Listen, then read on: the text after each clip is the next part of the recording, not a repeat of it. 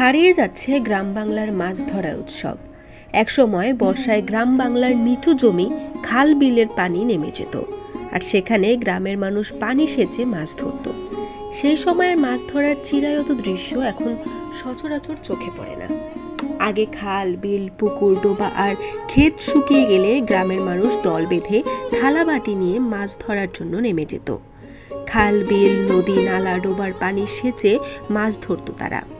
এই সময় আনন্দ উল্লাসে গ্রামের মানুষ ডোবা, নালা, খাল, বিলের শূন্য পানিতে কাদার ভেতরে হাত ঢুকিয়ে তুলে আনত একের পর এক মাছ। ডোবায় মিলত শোল, টাকি, পুঁটি, খলসে, কই, মাগুর, শিং, ট্যাংরা, পুঁটি ও দেশীয় প্রজাতির নানা মাছ।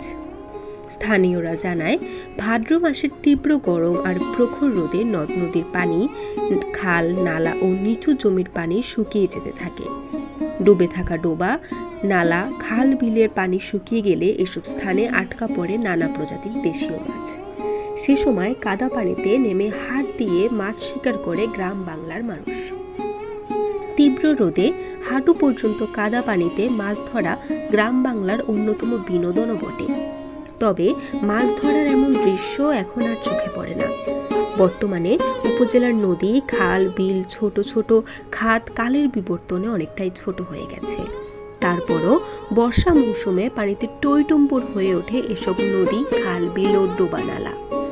বর্ষায় ডুবে যায় ধান ক্ষেত আর নিচু জমি। পানির সঙ্গে সেই জমিতে দেশীয় জাতের নানা মাছের আগমন ঘটে, কিন্তু আগের মতো মাছ ধরার দৃশ্য এখন আর দেখা যায় না।